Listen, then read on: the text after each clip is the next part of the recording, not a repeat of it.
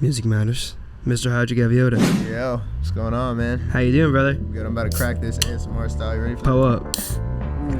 Ooh. Ooh, man. Ooh. Cheers, my brother. Are you a often enjoyer of the herb? Yeah, I used to drink the Enlightenment ones, but That's my flavor too. I wasn't usually. counting the calories on them for a while, and then I got kind of fat, and then I had to stop. It is crazy, bro. There's 100. It's honestly fucked though that I know all the calories by heart. Like the berry one, 150. The mint one, 120. These 20. I'll opt for the 20.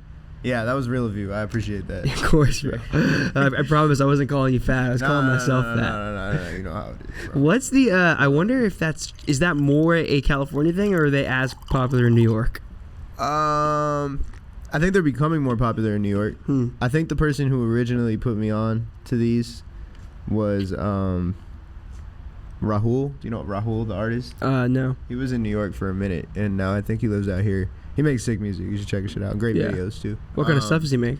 It's like R&B, alternative shit though. And he does like videos. He does his own videos. Fire. He's done one of my videos before. He's amazing. He's awesome.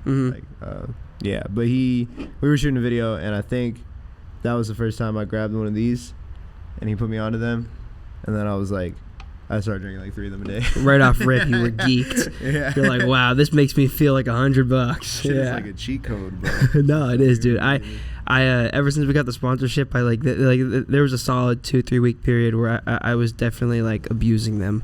Like I was definitely on like 3-4 a day for a while. Whoa, I just want to say I didn't know there was a sponsorship. All of my compliments were authentic. Yeah. I mean, I don't know if you call it a sponsorship. They just give us hella herb. If that's a sponsorship, I guess sponsorship. That counts. Yeah, I guess so. How long are you? How's your New York or not New York? How's your LA trip been so far, It's bro? been really good. What have you been up to? Why'd you come out?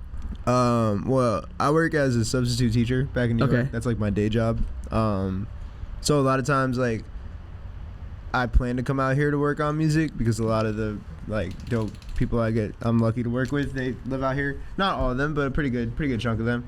And so I try to time it along with when I'm not at work.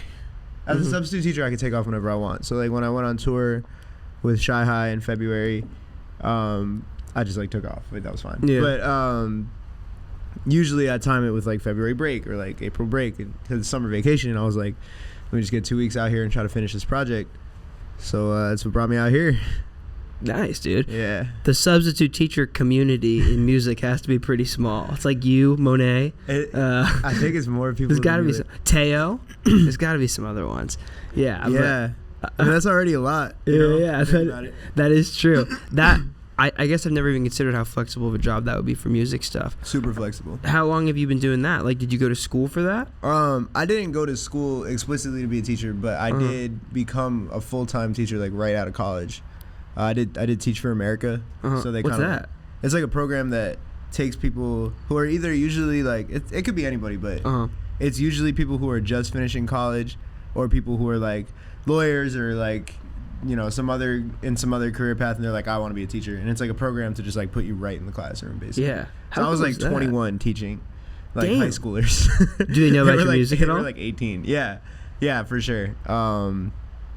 They definitely do. The funny thing is that I've been there long enough where like I've seen multiple groups of kids like come in and graduate. So it's like every time a new set of kids comes in, I have a clean slate where they don't know about my music. But then something let me goes put you viral. on. Something ends up on somebody's Instagram feed, and then it spreads like wildfire. And it's always like one day in the middle of the year, like November. And they're like, "Yo, Mister!" Like, oh my God, they're like, "Oh, damn! Just bumping your new song, teach." Yeah, they start to you give out laptops, and then you just hear your song playing in the background. That's crazy, bro. Definitely, it's a fun job. That's way too crazy. Yeah. How old are most of the kids you teach? They're in high school, so it's, cool. Anything like 14 to like 18. Yeah. Damn, that's crazy. I can only remember one. How old are you? I'm 28. I can only remember one teacher that I had. I think was in their 20s when I was in high school. Yeah, I mean we were. And he was cool. Yeah, like when I started, I was 21, bro. It was pretty funny. Like I would get This is my school has like a metal detector for the kids. Like they would stop me and be like, "Yo, whoa, whoa, whoa." When I started walking in, like the metal detector, bro, and I'm like, "No, I work here." I work here, yeah. Yeah, it was definitely a lot of that. Yeah. Yeah, it's cool, man. It's fun being like the young teacher, you know, because like you like the references my kids have are like not too far off. Yeah. I'm always scared if I'm on Fortnite, like I'm gonna like die to one of my kids on Fortnite. Snipe one of the kids. Yeah. My mom just entered the. My mom was a chef for like most of her life, but I guess like 6-7 months ago now she kind of quit that and became a full-time cooking teacher. Oh, that's awesome. And she loves it, and I've just seen like her go from a thing that was like so mentally taxing and like so tough to where like just the teaching, like I don't know, she comes home every day fulfilled in a fully different way. Yeah, yo, teaching is really fun. It's just like I think they're like the whole like, oh, those who can't teach thing is like such bullshit. Yeah, that's bullshit. Sayings are just catchy and then people say them without really thinking about them, but like teaching is a skill in itself. Anybody who's actually done it would tell you. Even just being an expert in something doesn't make you good at being a teacher, but being a teacher is a really good skill to develop anyway. Like when I started, I didn't know what the fuck I was doing, but like I kind of learned through it. And the funny thing is, being a teacher in a classroom and being on stage, very similar, very similar skills. Which, that makes sense. That makes a lot of sense. Yeah. And it's like I started taking music seriously around the time that I started teaching. Like I had started in college a little bit, but I wasn't like really out there like doing shows or whatever until I moved back to New York. So it was like once I was there, I would realize how similar, especially when you play these shows, bro, where it's like 7 artists who don't know each other. Everybody brings like 10 people, so 60 out of the 70 people have no fucking idea who you are, and they don't really want to know who you are either. So it's like they're probably just pulling up for their homie's set. If they happen to catch yours, they're like, oh, all right. It's an uphill battle. Yeah. You know? Oh, for sure, and it's the same kind of uphill battle as trying to get like 25, 15-year-olds to care about like algebra, you know? Yeah. Because they're like, bro, I'm not going to care about this. They walk in and they're like, hell no, bro. Like, I'm not doing this shit today. Yeah. And you have to kind of convince them. And it's kind of similar to what it's like to try to win a crowd over. Wow. I mean, if you think about it, it's the same thing. You got a bunch of people watching you, staring at you. Everything that you say and do reflects how they're gonna interpret you. Yeah, it's very similar. It's weird. That's so fascinating because I think you're right on the uphill battle thing. Yeah, I think like the worst thing you can do as a performer is like give yourself a moment of arrogance on stage. Like, I think you have to be as selfless and as like participatory and as like almost just like vulnerable and like just lively as you possibly can be, because like people will eat you the fuck alive. And also I think another big thing is, I mean, this is very easy for me to say as somebody who doesn't like performing, but people who go to a lot of shows, they can tell whenever you're nervous, 1000%. So it's like even if I feel like even when you are, you have to try to find some way to mask it or get past it, or at least like even lean into it a bit to something, you know? I think it's just best to never assume what the crowd is going to be like and just kind of go with that. So if you walk in and people aren't really reacting, you got to find a way to make it fun. Yeah. And you can, you know? You can totally do it. Don't like antagonize them or whatever, but like everybody has their own style to performing, you know? And you can only find it by doing it more and more and more. But then it's just like, you just have to really just try to win them over. I think worst thing you can do is like be upset when like a crowd is not moving like participating. That's like we went to a show the other day. It was like a kind of like a DIY punk show, but there's this band and the singer was on the mic. He's like, why aren't you guys moving? Have fun, guys. Why aren't you having fun? It's like, shut up, bro. Like, yeah, you gotta kind of go with it. Like, I've played a lot of different shows at this point, and it's like sometimes you're like, oh, that's the you know, like I've played like company parties, you know. Damn, that'd be crazy. Yeah, I played the Tidal company party. Okay. Which like Tidal is owned by like Jay-Z, right? Or they sold it. They were owned by Jay-Z, and then they were owned by or now they're currently owned by this company called Block. And Block does like, you know, those like white squares that you like pay at like a coffee shop. Yeah. They own that technology. Square? They own Square? Yeah, Square. Oh, so that's a big company. Yeah, and like Cash App, all that stuff. So if you like the Tidal company party is the Block company party. It's not just Tidal, right?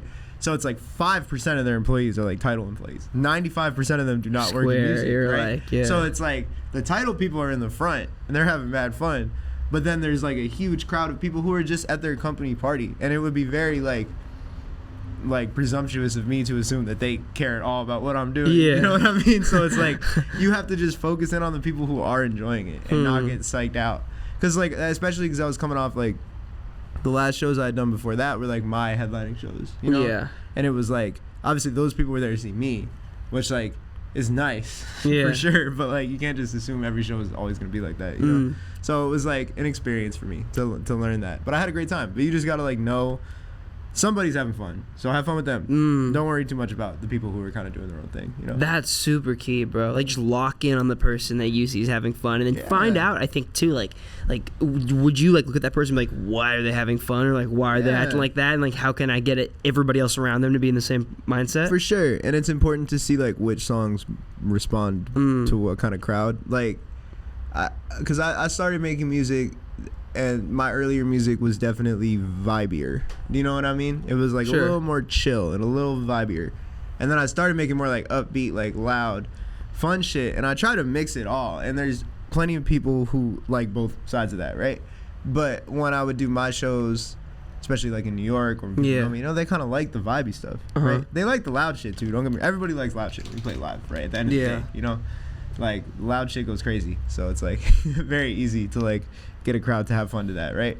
But it's like when I went on tour, and the fans were a lot younger, and they were like more like, because like I was a Shy High, you know Shy High? Super Shy High's, dope, yeah. man, Shy High's awesome. He's so far. And his fan base is very young compared to me. I'm 28. I look kind of young. That's interesting. Right? But his fan base is pretty young. You know, there were kids that were like in high school, and when I play the vibey shit with them, they're just kind of like, well, no, whatever. When I play the loud shit and they go crazy. Yeah. So it's like that was a learning experience, getting in front of a different kind of crowd, which I had a great time. Don't get me wrong. But it's like I was like, cool. When I'm with this kind of crowd, maybe don't expect this one to go crazy. I could still play it, but maybe I don't put it right at this point in the set that I would have expected it to be this big moment. Do you know what I'm saying? Oh, for sure. Yeah, and you kind of just like readjust from there. Like I played 2 shows, so it's like the second one I played, I was like, word, I'm gonna reschedule. I'm gonna like move some of these like songs around in the set, and I think it went better the second time for sure. I feel like often I think even having that, because it's interesting, right? Like based on what kind of show you're playing, or what kind of bill you're playing, or even where you're playing, the scene you're playing to can be entirely different. Yeah. And it can be really, really hard because like there are some scenes that just are not very participatory, whereas like there are other ones where like, you know, be it like I even think like if you were like a traditional indie rock type artist, right? And maybe you want to cater your bills to playing on like more like stuff that still fits, but maybe it's a little bit harder than you, like a bit more punk influence, because a lot of times those crowds are way more inclined to have fun. Yeah. Or maybe if you're on the rap side of something and there's a mix between the rap and the pop, sometimes the rap crowds have a lot more fun than like some of these LA indie pop type artist crowds. Definitely. But it's interesting to hear you talk about like Shy High's fan base. I guess I wouldn't have assumed they were that young, but I suppose when I think about it, I could see him having a young fan base. He's a very like youthful, like energetic energy to him. He's like 21. Oh, that's crazy. That's crazy. So it's like like it's just like people like, you know, around his age group. Yeah. So it's like it's cool. It's always funny for me because I have to like shut off the part of my brain that's like, yo, like I work in a school, right? Yeah. So like if I'm at a show, like fans are fans, even if they're kids who I would normally be like, yo, whoa, hold on, like don't take that laptop, you know what I mean? Put your phone away. Yeah. It's just like it's always funny turning that part of my brain off. Or like when I work with artists who are like, yo, like I've definitely like your graduating class in high school, like I was a teacher at that time. It's like always kind of weird to think about, but it's like, you know, it's music, man. Music brings people from all sorts of like walks of life, you know. I always think it's beautiful you even have that perspective. I think I mean, dude, like I think there's that, and then there's kind of the inverse perspective as well that I think I dealt with a lot, because I mean I started this when I was 16. Yeah. And like I mean I wasn't in like any room with any actual musicians that like, you know, mattered. That sounded fucked up. No. But just like, you know, rooms that I felt like intimidated by until maybe I was 18. But even around that time, it was like, damn, I am the youngest person in every single room I'm in, like by a significant margin. Yeah. And that was really, really fucking weird. And now I'm 22, and I think I've only recently begun to not feel that way anymore. Yeah. And it's definitely an interesting phenomenon, but I suppose I've never considered it the other way. But I think it is really beautiful to have that perspective, because at the end of the day, bro, like, think about how long life is, you know? Like, it's long. Like, it's 80, 90 long. years, like, the difference between, like, a 28-year-old and a 22-year-old is not that much. It's not that much. We're just getting started in this. Yeah. And I work with people who are older than me sometimes, too. So it's always interesting to, like, put it all into perspective, you know? Because, like, right here in this room, I might be the unk. But then in the other rooms, I'm not, right? So I'm the it's jit. Like, it's like a constant, yeah, exactly. It's like an unk to jit scale, you know? And it's like a constant, the unk to jit continuum. Yeah, exactly. Literally, like a spectrum of it, and you're constantly on a different point of it, depending on where you are. So it's just learning how to, like, you know, accept all that. You know, it's pretty fascinating. Cool. Bro, I hate when people say, like, music's a young man's game. Shut up. Tizo literally didn't do anything until he was like 35. I just did a video 31. I just did a video on Toby Lou. Yeah, he's like 36. Also, really, yeah. Yeah. And he makes youthful music, and he looks great. Yeah. So it's like you would have no idea, you know. And I've worked with artists who are in their mid-30s, you know. Yeah. Like, it's totally cool. It's not a thing that is like, I mean, I think like some label suits probably look at it that way, but I also think that's gonna start. They look at a lot of stuff wrong. Yeah. That's also gonna start going away, because if you think about it, like, if you're on, like, a lot of artist discovery, right, is on social media, is on TikTok, right, whatever, is on Instagram Reels or YouTube Shorts or something, right? It's like a lot of people who are 32 are using that too. You know? Yeah, it's not just like people who are like 20 or 15 or whatever, you know. So it's like those people are gonna need artists to relate to. It might be a little bit easier to crack them because they have people they already like or whatever. But there are people who are always looking for new music. Like, I show my dad like McGee and Dijon, and he's like, "This is fire," you know. Like, people don't lose that part of them. They might not know where to find it anymore, but like they still want it. So it's like, I think that, you know, older artists can definitely still like find a fan base and have a successful career, and if anything, like, the experience would be helpful, you know. Yeah, 100%. I showed my dad Ultra Q the other day. I'm not hip. Ultra Q, super sick band. Yeah, they're out of the Bay Area, but like pretty small, like kind of like post-punk type band. Got you. But they're very new. Like, a lot of their stuff is new sounding, and he was super into it. I was very pleasantly surprised. But I totally agree with you, bro, and I think it's interesting, right? Because, like, you're right. I think a lot of label heads and A&Rs would definitely look at age as a factor in music, and I understand where they're coming from to a degree. I also understand the appeal of marketing to a somewhat young, teenage-driven demographic, but simultaneously, like, that's not a demographic with money, like, which is kind of a strange thing, right? We're trying to market to like 19 to 23-year-olds, right? Maybe a lot of the time, with an asterisk, but those are not the people who have money. And they're also not always people who are going to be lifelong fans of you. Yeah. I think that a lot of artists from when I was 19 to 23, I love, right? And I consider myself to be a lifetime fan of, as long as they didn't, like, do some stupid shit, you know? But it's like, at the same time, like, there's probably a lot of artists that I don't even remember I listened to when I was 19 to 23. So it's like, you know, like, I grew up and I grew out of it. There's a lot of stuff I go back to listen to and I'm like, you know, I liked it in the moment, but it's not hitting the same. Yeah. It was just a part of a certain moment, you know? So when you get, I think it's harder to win over fans who are, like, already a little more hardened in what it is that they like. But when you win those people over, I think they support you more. And they also, from, like, a purely, like, analytical marketing money perspective, like, they also have more money to spend. Yeah. You know, that's fair. Yeah, 100%. Yeah. And I think a big part of that is, like, the idea of converting fans in general, right? Because I do agree with you. Like, I think it is certainly easier, for whatever reason, to convert. Actually, no. Like, I think it's easier to convert, like, older fans or really, really younger fans. But the ones in the middle almost have, like, this concept of oversaturation because they're marketed to so often. But I think, like, there is, like, this inherent buy-in with, like, younger fans as well. Like, younger fans buy the fucking very hard, very quickly, I find. Yeah. And I think the same can be said for, like, older fans for whatever reison. I was at a kind of like a DIY-esque type of punk show not too long ago, and there was this lady. It was kind of like a house show. So it's this DIY venue called The Shed. It's this guy in the Valley named Bobby. Shout out to Bobby, great guy. Shout out to Bobby. But he runs this venue in this, like, industrial sized shed in his backyard. It's That's hard. So That's cool. So sick. But this, like, 70-year-old lady just, like, pulled up to this, like, punk show, and she was just there, like, she was vibing, and you got me thinking a lot. And Bobby had talked to her, and she found this artist on TikTok. And I was that's awesome. Kind of crazy, bro. So I don't know. It's really, really weird to think about like the buy-in that certain artists or certain demographics are going to have based on your age, you know? And I don't really know if I, like, do you believe in the idea of like marketing to a certain demographic? I don't know if I really feel that way with music. I don't know. I don't think I really think like, oh, this is the demographic I'm going for. Maybe it would be more like effective if I did. But I kind of am just like, this is dope. People find it dope.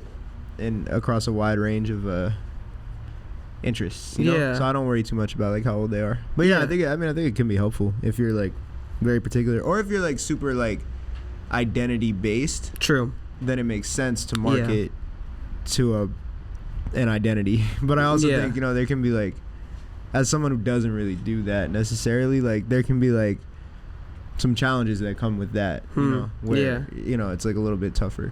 I certainly understand why somebody would do it, but simultaneously I kind of feel like it just would, it feels a little like I don't want to say like depressing, that's not the right word at all, but it just feels like you're cutting your potential for so many people to enjoy what you're doing, you know? Like there's just such a less broad reach that you can have when you're really like hyper fixated on one specific market. I think that there's a way to walk it that can be really effective, you know? And then there's like ways that seem like easy routes that maybe would actually kind of like hurt you in the future. Yeah, for sure. One of my friends, his name is She Loves Boone. I don't know if you ever listened to She Loves Boone. Yeah, I've heard the name for sure. Yeah, we like knew each other in like high school-ish because we're both from Queens. And he was like, he was signed for a little bit to this label that was like South Asian focused. Okay. But I always thought he had like good answers to like. Rice Cooked? No, it's called D36. Okay, yeah. But he always had good answers for like what that meant. You know, he wasn't like, follow me, I'm South Asian, but he would be like, yo, it's cool to see like a South Asian making this kind of music. Yeah, and it almost goes unsaid. You know what I mean? Yeah. Like, just look at me, I'm cool. So and you're not like, go ahead, sorry. Yeah, you know, but it's just like you are doing that representation thing, but you're not like, you know, like only doing that. You're also just making cool music. You know, so it's like anybody could be a fan of it. But the people who do see themselves in it, it hits even harder. But you don't even really have to sell it to them that way. You know? Yeah. It kind of just like people can take it from there if they wanted to. But also like, from my perspective, is like, you know, I don't know what it's like, so I totally get if someone would do it the other way. And I think there's ways that it's effective too. I think it really depends on like what your music is like. 100%. Yeah. I mean, I think there's also ways where like you can't get around that on a levels like a genre level. Yeah. Like they like the facts is if you make like Southern rap music, you will get fans that are Southern rap fans. If you make post-punk music, you will get post-punk fans. It's just like there's certain demographics that will be attracted to what you're making for a variety of different reasons, but it's like at a certain point you can't get around it. So I suppose there is something to be said about leaning into it. But I think the biggest like overarching message in all that is just like the idea of finding whatever way you can to curate a fan base opposed to just like absent followers. That feels like everything, you know? Yep, that is everything. That is literally everything. There's just a lot of good music out there. Yeah. So the only way you can really like, you can't, I think I was talking about this the other day with somebody, I don't remember, but they were like, you know, there's like this like old saying that's like, oh, like, you know, good music will find its way. Like, I don't really think that's always true. There's a lot of good music out there that just does not have a lot of listenership. I was just saying this yesterday. Yeah. And so it's like it's never been easier to make good music. It doesn't mean it's easy, but like it's never been easier than it is now to make good music and have it reach people. So because of that, a lot of good music is reaching people. Yeah. There's only so much that you're gonna get a day as an artist, right? Or as like a listener. Like you're never gonna like. You're not gonna listen to like 1 million songs a day, you know? But like there's a lot of good music coming out, and so it's like the only way to really have a fan base is to like have people who care about you. Yeah. And so like the best way to do that is just be yourself but put yourself out there, you know? Yeah. And don't try to like pander or do anything like, you know, oh like I just feel like a lot of times with artists, like sometimes like and I felt this way when I first had to like start making videos or content or things that weren't just like writing songs. Yeah. It's like you kind of feel like there's like a gun off screen pointed at you that's like, you need to do this, bro. If you don't do this, nobody's ever gonna hear you. Yeah. You know, and then the content looks like you have a gun trained on you. You know? It looks like you're not having fun. Yeah. Like, and so it's like when there's stuff like that, it's like you kind of like have to loosen up and just do shit your own way. Yeah. And I think it'll reach people that way. But it's like making music. There's an art to it. There's a beautiful art to making, like, God, I hate the word content, but there's a beautiful art to, like, making things that aren't just songs. You know what I mean? Yeah. Like, anything that's creative, turning on a camera is creative if you allow it to be. So it's like, you have to just allow yourself to develop the muscle the same way that you develop the music muscle. A lot of people will be like, oh, it's my first song, like, but you didn't, like, hate your first song. You loved it for what it was, right? Like, in the moment. So you can treat, like, your videos the same way, you know? Yeah. I literally talked about this yesterday with somebody, and I feel so bad for bringing it up again because I talked about it in an interview yesterday. And I feel like I do this shit so often, but I'm just fascinated by it. I totally agree with you, but I think there's, like, so many artists, and they all have done so in different ways, but there's so many artists that have just broken through that mold where, like, they don't do that shit and they don't buy into it at all. Yeah. Whether it's, like, Suicide Boys who've created just, like, a literal cult around their music, or, like, these post-punk bands, or even, like, you know, just more traditional hardcore bands that are touring the entire U.S., playing, like, 700 to 800 cap venues and selling them out every single stop just off the back of, like, a true fan base, or whether it's, like an AG club where, like, they're not like TikTok artists, they just have a huge community, whether it's like a junior varsity, like there's so many examples of this, like, bro, like the list goes on and on and on. But I think the biggest overarching theme is just like, dude, there's not one way to do this. Like, just say something. If you're saying something, you can find an audience for whatever you're saying. It might take a lot longer depending on what you're saying, but it's there's somebody out there who's gonna consume it. So, like, I don't know. I think there's also, like, one thing that's really interesting about you, and I really wanted to ask you about this, because like, it makes sense that your thoughts on the content side of things are like this. Did you kind of start the YouTube stuff as a means of not doing that, or was it for fun, or was it totally different? Because, like, I saw it originally and I was like, all right, like, this is Hadji as a YouTuber, very different than Hadji as a musician, but there's no way it doesn't bleed over. Like, and I started thinking about it a lot. I was like, if Volksgeist or, like, Middle 8 or somebody started making music, like, sounds Middle 8. Yeah, so far. But, like, the fan base would certainly bleed, right? So, like, did you do it as a way to, like, stop making TikTok you didn't want to make, or was it totally separate from that? Of course, there's an aspect of it that was like, I just felt like I connected better at that moment in long form stuff than I might have in short form stuff. But I also just, like, fell in love with, like, the medium of YouTube. Like, again, in my age bracket, when I was a kid, YouTube was like Shane Dawson and, like, the Shoes video, you know what I mean? And, like, Timothy De La Ghetto or whatever. So it was like, I looked at that and I was like, this is cool for what it is, but I didn't see my place in that world, right? And then, like, you know, then you see, like, the Jake Pauls and, like, the Logan Pauls or whatever, and the Rice Gums, and I was like, it's not really for me either, right? But I think in the last, like, TikTok in the beginning. The last, like, 5 to 10 years, there's been a lot of really cool things going on YouTube. Fuck yeah. I think what first got me into it was Hive Mind. Oh, I love Hive. Shout out to the Hive Mind guys. Yeah, so fun. But it was literally from wanting to submit my own music to their streams, and then I was like, oh, these guys make videos. Let me watch their videos. And I was like, oh, these videos are sick. Yeah. And then from Hive Mind, you find other people like Dev Lemons, like Gabby Bell, like, all these people make cool stuff. And I was like, oh, this is like an art form.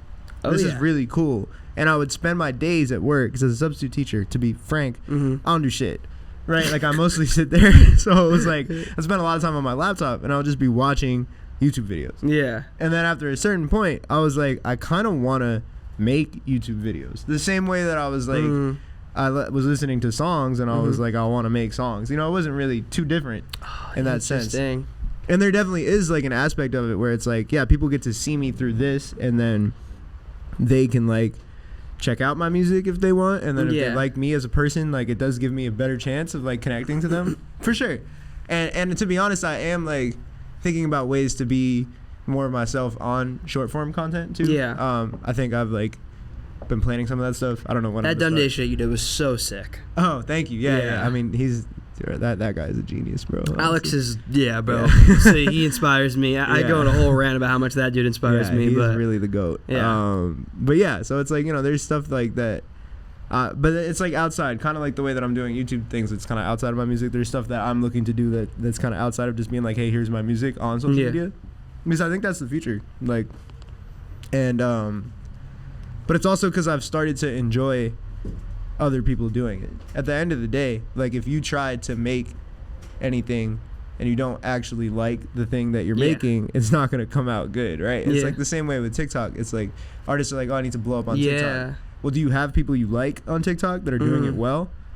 Because if you do, then good. That's a good start. Yeah. If you don't and you're trying to make TikToks, how the hell are you gonna make anything good? 100%. It's yeah, 100%. Unless you're like really like avant-garde with it, which like it could be cool, but that's a very niche thing. For a lot of artists, they just I think you just need to have an appreciation for it before you do it. That's what led me to YouTube. It's like having a genuine like, yo, this is cool.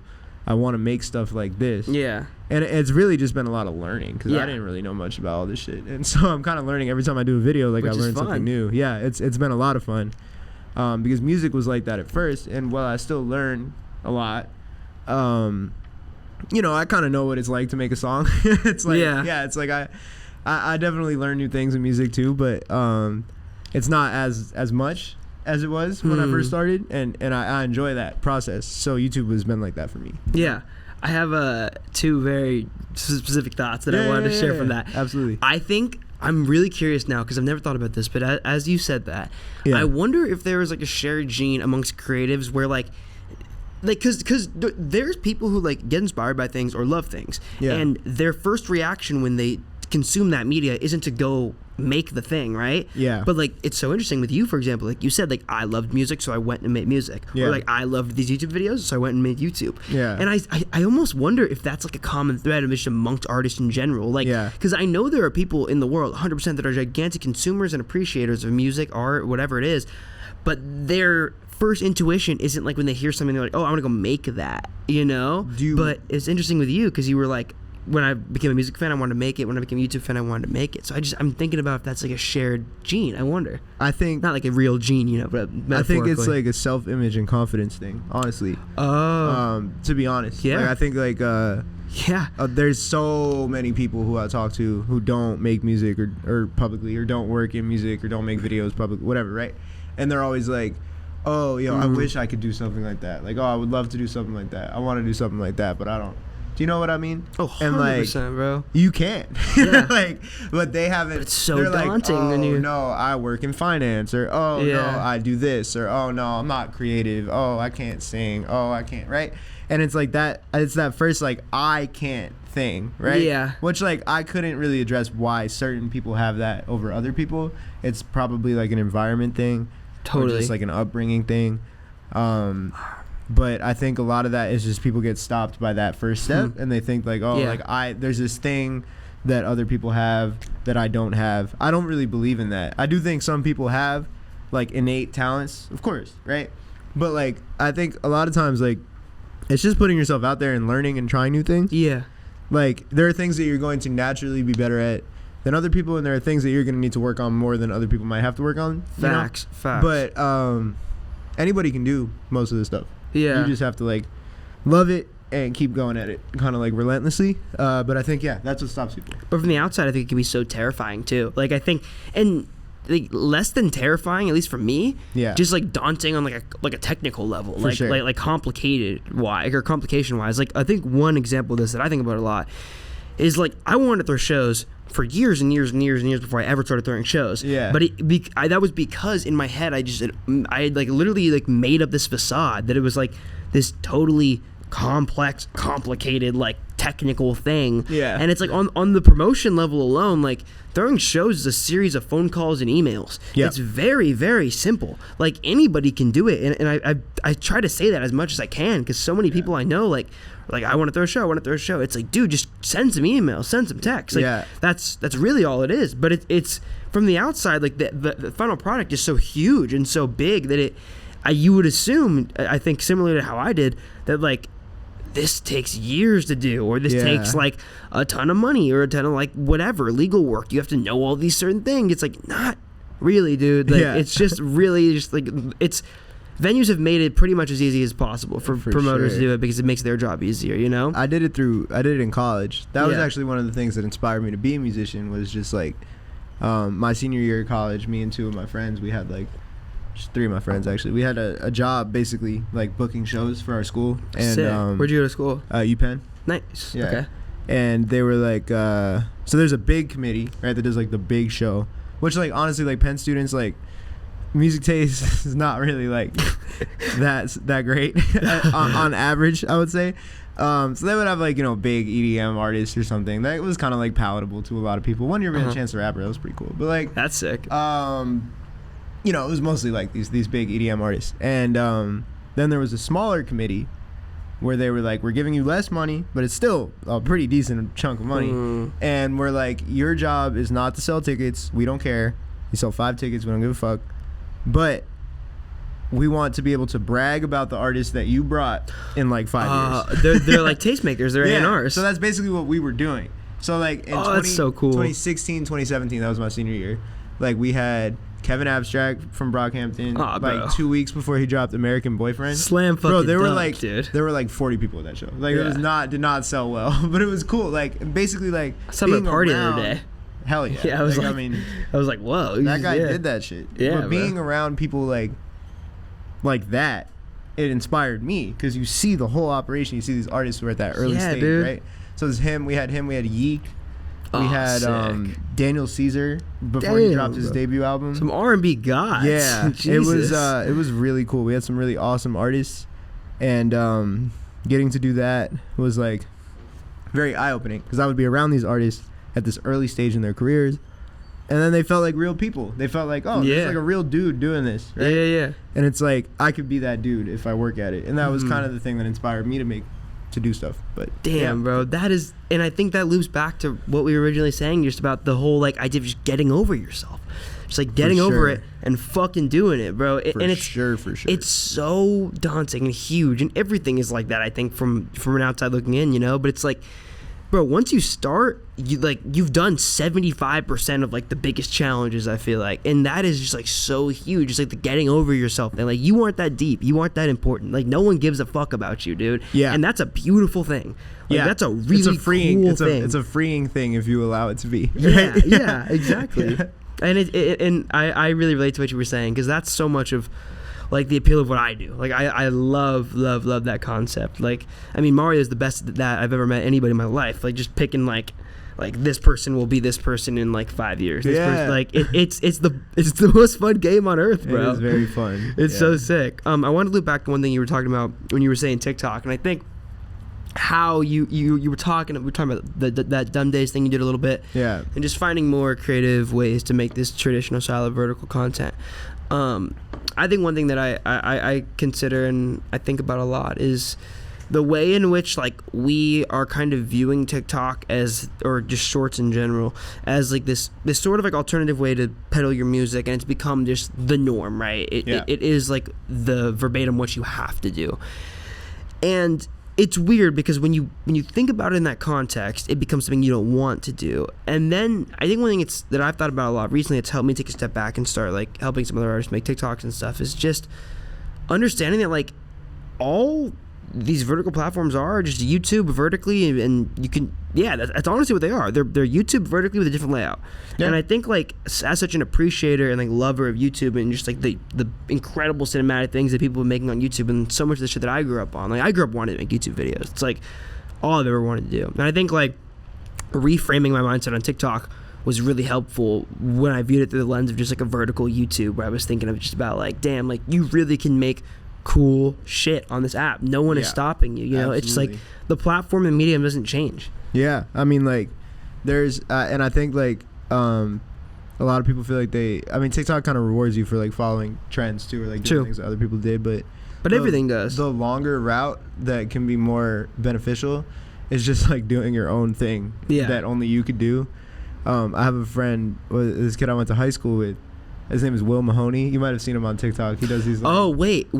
That's the Boston guy, bro. Boston guy? Or the Ireland guy. Yeah, he was in Ireland. Oh, he's so fucking funny, bro. I went to high school with him. Yeah. That kid is so funny. And I hadn't heard from him in a few years. Dude, I've been quoting that TikTok he made for so long, when he's all like, when he's like in Ireland, and he's all like, oh, you can't go to Ireland because you're working on a fashion meets the NBA app. No one gives a fuck. Yeah, I mean, he's so funny, bro. But that's my point. Like, he's always kind of been like that. Like, he's a funny dude, right? Yeah. Like, and he just like did his own thing, and it worked, and people were like, this, like nobody is doing anything like that. No, he's hilarious. You know what I mean? Like, he's so very funny. unique, and it's like at first when you do unique shit, it's like easy to be scared of it because you're like, oh, there's no, are there really fans for this? Like, is anybody gonna care about this? Like, there's no proof that anybody would care about this because it doesn't exist yet.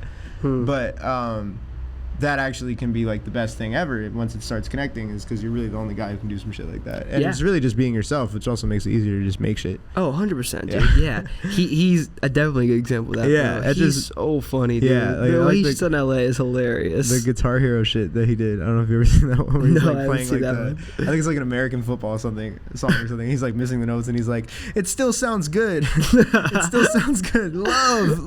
Like, bro, he's so funny. But that's like some shit like. When it's like I didn't know him super well, but I knew him well enough to know that like, he's a funny dude. Like, bro, like, he's really just being himself, you know. And that really taught me a lot about like what it means to like post stuff. And just be yourself. Figure out your way to do some shit your own way. And I hate when people say like everything's been done. Like that's so, I mean it's like true, but like so what? I don't know. Like I think of everything, right? All the things, and then like think of all the individual things combined, making a new thing. Like it's just. I don't know. Like I think there's always ways to reinvent shit. I think like, and there's so many people even on TikTok. They've started off as like TikTokers and made like really cool music careers. Like PD is probably my favorite example of one. He just started as like a funny TikToker and really grew this music audience. I think like there's people. I saw this TikTok by Max Bennett Kelly a couple weeks ago where he pretty much was like recreating this like loading screen in the video game, but he was like describing his song, and I thought it was genius. And that's smart. I don't know. I think there's so many people, bro, that are just doing like reinventing the wheel every single day, and and I think it's, I don't want to like sound harsh, but it's hard to feel sympathetic when people are like, you know, like I can't do it, like it's just like, dude, like adapt or die, like figure out like how to make it unique to you. I get it though, it's crushing. The world is crushing. I totally get it for sure. Like, yeah, it's, you know, I mean, it's what you do with that at the end of the day. Yeah, but I think yeah, like the everything's been done before thing is like, it's like the two guys on the bus meme, where there's two different ways to see that, right? Totally. You can break down everything and see all the things that inspired it, and then use that as your own way to synthesize something for yourself, right? Be like, oh, cool, like my favorite band that felt like this completely new thing, like they were inspired by this, and this. Sick. I can be inspired by this, and this, and it's a new combination. So you can either see that as being like, oh, everything is uncreative, everything's been done before, I'm a doomer. Or you can be like, wow, like this is how you make new stuff. It's really cool that new things are made. I can hopefully make new things by trying new things. You know, like it's like there's different ways to see it. You know, at the end of the day, it's all about your mindset. So. Exactly. And it bothers me sometimes that I think a lot of the content and creative divisions at a lot of these labels are very, very much more inclined to leaning into things that require very little thought than really sitting down and figuring out what the artist's story is to tell. And I think very often too in the era of artist development being so mute, like they want these artists to come in with something to say immediately when a lot of the times, you know, if the music is there, I think another person can come in and help craft the story around it, because I think everybody has a story to tell, bro. That's one thing I'm a very, very, very firm believer in, is that every single artist, whether or not they found their way to say it, they have a story to tell. Yeah, you know? I 100% agree. Yeah, so it's always disappointing, I think, when I think people who have really, really cool stories don't lean into them. But I think it also just takes time. Like, it takes years and years to craft out, like, what you want to say, how you want to say it, how you want that to sound, you know? It's so much deeper than just, like, making good music. And you can learn in real time, too. Yeah. Like, it's okay to get it wrong a couple times and then come back and try something similar and have it work. Like, it's totally fine. Yeah, 100%. Nobody's going to judge you for it. Honestly, I learned that a lot doing, like, the YouTube deep dives on a lot of the artists that I cover now, and it's like, of the artists that I've done, it's like recently I did Toby Lou, Party Next Door, Gene Dawson, Dijon, McGee. I feel like I'm forgetting somebody, but 454. Every single one of those crazy people, lineup, except for McGee, has some sort of music career before they had the name that they have now. Yeah. Every single one of them. And it's like, that's okay. You know, some of them are more successful than others. Bro, Abi Dijon was lit. Especially at that time. I almost booked them in college. Like, they were fire. Oh, like, that's crazy. They were sick. They had a fan base, you know? Yeah. And still, he found a new thing after that, right? But Gene Dawson had a different artist project. Toby Lou had a different artist project. Party Next Door was a songwriter under his, like, government name. Dropping music under his government name. Like, 454 had a beat page. 454 produced like an early Playboy Cardi Frank song. Ocean shit, yeah. Yeah, he produced a Playboy Cardi song in like 2013 or some shit from his YouTube like beat page. Yeah. And people like go on that beat page and they're like, yo, what happened to this guy? Where'd he go? Yeah. They don't even know it's 454. Yeah. Like, all these dudes have had long careers trying to figure out what it is that's the thing that it is. And so a lot of times it gets presented to you as like this thing that was already ready when it came out, and that's not the way it is, and it can be demoralizing for a lot of artists to be like, God damn, his shit looks like this and sounds like this, how will I ever get there? But if you look at their journeys, like they all started somewhere that was a little more humble. You know, some of them were fired off rip, and some of them figured it out over time, you know. Even if they were fire off rip, they had to find the way to rap it correctly. Exactly. You know, like, and even out of those artists that you said, even McGee, like played in jazz trios. And he was like, have you ever seen the videos of him like performing? No, I haven't. He's like putting a guitar behind his head. He's like 12 years old, and he's like at this gig in like Florida with like his two like friends from like middle school or whatever, and he's literally like 12 years old, putting this guitar behind his head, like doing like the Freebird solo. It's like, yeah, you can see how that dude became McGee. You know what I mean? Like 100%. Like, yeah. But it's like everybody finds their way, like. And you have to just keep trying shit. Don't be afraid. Don't sit on it so long that like you're worried. Like get the feedback and receive it, and be like, cool, okay, I can see how I can do this better, and just keep going at it. You know. That might be the biggest lesson like I've ever learned. Like truthfully, like that idea, at least career wise, like that idea that like no one gives a fuck. Like.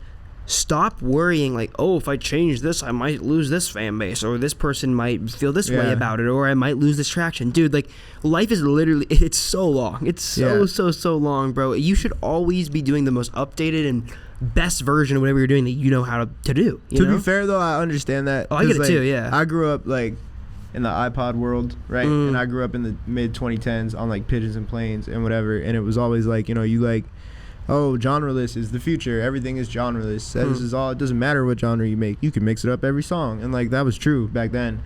And I think with the way that algorithms dominate stuff, like, the algorithm doesn't always know how to handle artists who, like, drop completely different music. Like, I have songs that sound so different from each other, right? And there are people who appreciate both of them, and they're awesome, and I love them. And there are people who appreciate one side more than the other. And you know what? I love them, too. That's sick. I'm glad that I have something that they can listen to, you know? But it's, like... it's hard to do that, to be genreless, and I understand people who are like, oh, I need to lean completely into this one thing. But I think my answer to that has been like, okay, like if I'm not going to drop like the exact same kind of genre of song every time, then the way to have a fan base is to like have people care about me, the person. And like, wow. And so the way to do that is to show myself outside of music, like, and just like be myself, you know, like, and it's cool to talk about things that I care about, you know, whether it's music or like skateboarding or like food or New York or whatever. We'll just talk about shit, you know, just like chill. I feel like amongst all those interests or whatever, I think passion trumps all of it. Exactly. I think like if you are outwardly passionate, and that's something I try so hard to be all the time. It's like you are outwardly passionate and you really, really, really love this shit, you can't hide it. Like, it's impossible for people to not be able to tell. And it's like, when that's the case, dude, it's just a matter of putting the correct puzzle pieces together. That's everything. You have everything you need. And it's just like at that point, it's like having the courage to pivot time and time and time again and get knocked down time and time and time again until you figure out what your thing is. And you might not find that thing till you're 60, but like you will find it. You will find it. You will find it. Do you talking more about the genre thing? That was something that's really interesting to me about you, and especially like I always think, just to wrap back to what we were saying earlier, I was thinking about that in the live context of stuff too, and just like I'm sure structuring a set list around like so many different sounds, because like you have stuff that's just rap focused, you have pop rap stuff, more indie rock, more pop punk type stuff, you have all kinds of stuff. So I'd ask you, like, do you ever struggle with that notion that like it is easier to lean into like an algorithmically like one sound, or why do you kind of continue to diversify? Is it just out of the love for it? Like, could you see a world where you didn't do that? I love different kinds of music too much to ever make one kind. I think I've accepted that. And so my response to that is just making projects that are more cohesive. So basically my next project is going to be very like loud and fun. And I listened through it. You sent it tomorrow. Really cool, bro. Thank you. And really honestly, I made the new intro last night, so I would have to send that to you now. But like, it's like, you know, I'm still like figuring it out. But it's like loud and fun. And then at the same time, I've been working on another project that I'll probably start dropping like right after this one. That's under a different artist name. Whoa. Because it's a duo with another producer friend of mine from childhood, and it's like very different from that stuff. And rather than be like, I'll give them a little bit of everything, which has kind of been my approach in like previous projects. Although I do think they're like cohesive in a sense, like to me at least. Like they're definitely they vary a little bit, and so I still think these projects are varied, but they're more like this one is this. Yeah. This one is gonna give you more like this kind of stuff. And so, like I've realized that as an artist, if I want to be versatile like that, if I just do it in like more of a project-based thing.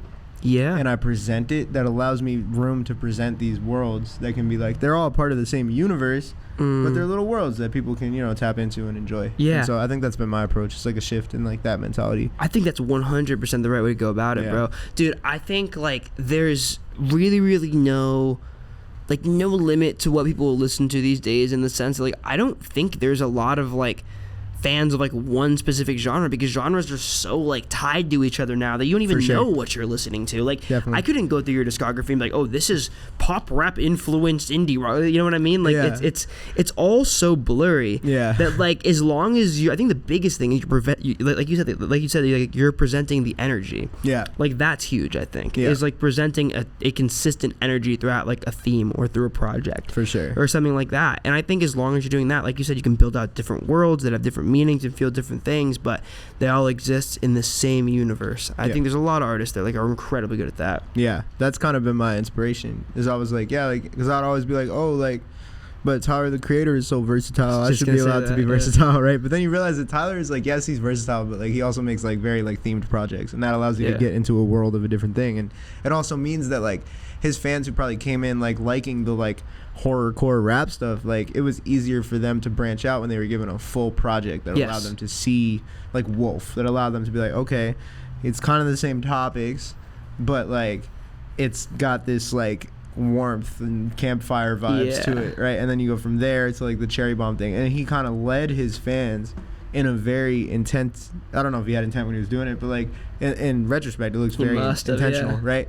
He led his fans in this like super intentional way, to where now these kids are wearing like colorful things, and now they're like, you know, rapping about how great life is. Whatever his next thing is going to be is probably going to be totally different. You know? And I mean, in 2011, he was just like yelling the F slur and getting banned from countries and stuff. Crazy shit. I remember crazy like, things. Because I got super into Odd Future when I was in high school, and I remember like I was always more of like a Frank guy than like a Tyler guy, but I love Tyler too. You know, there's periods where I listen to way more Tyler, but it's like I would just be like, no, don't rap about killing your prom date, bro. Like I was like, I kind of fuck with this song, but why do you gotta do that, bro? I don't want to hear that shit. But it's like, you know, it's like he's kind of grown out of that, so it's nice, you know. But you can always see like the musical talent just jumped out of the page like back then. Even then, you know, for me as like a 16-year-old, I was like, this is crazy. But it is so wild to think about how that's the same person.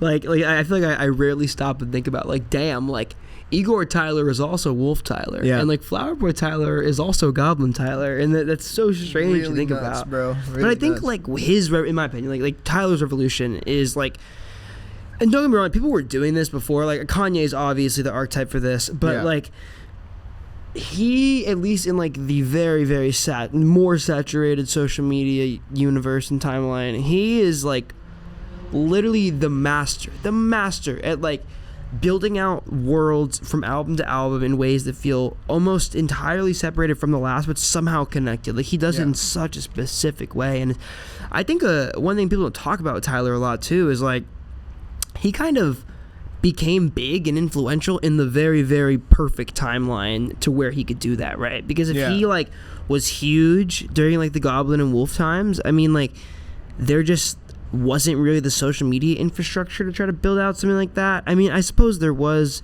You could do it in different ways, and through the live show and through the, you know, the skits and all kinds of things. But I think the world of social media definitely elevates how you can build a world around a project. It just gives you more format, like more medium to work with, right? For sure. And like Tyler kind of like really, I suppose, like having like his moment, I would say, somewhere between Cherry Bomb and Flower Boy.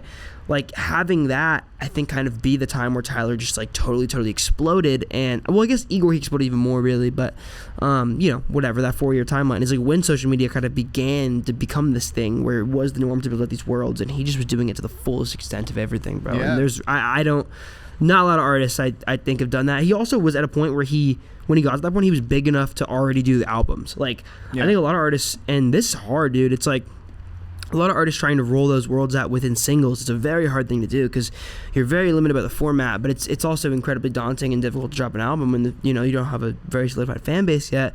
So it's like, what do you do? Do you roll out the world with the singles? Do you just like say, fuck it, I'm gonna do the album thing and make it work? Yeah, it's hard. It's a tough choice. Yeah, sure. It seems like you're kind of playing the albums game for sure. I mean, I like creating that way. So what I do is I just if I can't just give you 10 songs right now and have people tune in, then I'll just make a bunch of them singles. But at the end of the day, when you come back to it, like, you will be able to enjoy it as an album from front to back, because that's how it was designed. Even if I give you the singles in a way that like feels like I was just giving you mad singles, like, it was all intentional at the end. Like, I was planning this out. Like it'll feel really good from front to back. Yeah. And so it's like, eventually somebody will listen to it in that format. For the people who are here now, and I'm trying to catch people's attention now, I'm gonna give them singles in a very singly format. Yeah. But it's all gonna lead towards like, the thing. Are you a album listener? Like, is that how you personally consume music? I feel like I listen to less albums front to back now. I think that's like a side effect of like the internet totally being what it is now. But it's like, a lot of times like stuff that really connects with me, I'm an album listener for. Yeah. Like McGee. Yeah, bro. McGee's album, Cruza. I really like Cruza, the R&B band. Sick, fire. Highly recommend. Cruza with a Z? Yeah, Cruza. I'll check them out. Yeah. I'm trying to think what else I've listened to this year. Those jump off the page to me as people who have like already dropped the projects that they're like, building up to. But a lot of really good music out there. Sick, dude. Yeah, super sick. Pivoting a little bit. So I was very curious to ask somebody, because you said, this popped in my head when you were talking about being in LA in the very beginning. So being in LA, and you said you create a lot out here, right? Yeah. How I'm reading this book right now, and you're from New York, so you definitely have probably an interesting perspective on this, but I'm reading this book right now called Meet Me in the Bathroom. Meet Me in the Bathroom, classic. I haven't read it, but I have it. It's incredible, and I'm like obsessed with it. I've gone through 200 pages in a week. For sure. I can't put it down. And it gives this crazy, like, just very, very romanticized version of New York, I suppose, and just New York music in general. And obviously that's it's 20 years dated at this point, 25, 30 years dated even, but being from New York and then like integrating yourself into kind of that New York scene. I've talked to some people about the differences between the LA and the New York music scene. A lot of them just say New York is way smaller. Do you feel like I guess first question and then a comma. First question, do you feel like it's smaller? And then second question, do you feel like it being smaller is limiting or more freeing? So the proportion of the size of the New York scene to the city of New York is smaller than the proportion of the size of the Los Angeles scene to the size of the city of Los Angeles. Do you get what I'm saying? Yeah. What I mean by that is like the music scene has more oomph in Los Angeles because people move here specifically for music. Lance, can you pass my water real quick? And the thing with also, yo, what's up? Thank you. Yeah, nice to actually meet you. The thing with New York is that music is not the only thing that people go to New York to pursue. In LA, I feel like people go to LA to pursue something in film or something in music at the end of the day, right? People move to New York to pursue just about anything you could possibly imagine. What I always say is that, who's calling me? My bad, you're good. Yeah, what I always say is that the worst person you meet in LA thinks that they're the hottest person on earth. The worst person you meet in New York thinks that they're the smartest person on earth. And it's that makes so much sense, right? Yeah. So in like the creative world of New York, you have people who not just like want to be musicians, people who want to be writers, people who want to be playwrights, people who want to be intellects. Intellects, like these thought presenters, whatever that means, right? So for my career is, I think. Yeah, and so there, just like there are in LA, there is a bustling scene of people who grew up there. There is a bustling scene of people who moved there. There's a Venn diagram of people who are dope, and there's a Venn diagram of people who are not dope in both of those worlds. Right? I need to like draw this out. Yeah, just because there's people who are from New York doesn't mean they make good music, and just because people move to New York doesn't mean they're like horrible colonizers who suck at music. Like, there are people who are really talented who move to New York and become positive members of the scene, and there are people who are from New York who are great. There are people who are from New York who maybe aren't, you know, and it is what it is. But that's the same thing with LA, right? There's a really bustling, cool music scene in LA, whether it's like the old punk bands that were from here or like the rap music that comes out of here. Yeah. Like there's a very long lineage of people who are from LA or the Los Angeles area, right? Like, and then the same thing with New York. And New York is huge.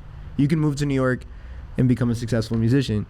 I think in LA there's more infrastructure. Like I can do more sessions out here. There's way more producers who move here for the sake of producing the kind of music that I generally kind of operate within, which is why it's nice for me to come out here and just make a bunch of music. In New York, there's tons of opportunities to perform. If a label wanted to sign me, they would have me in their office the same day. Yeah, it's right there.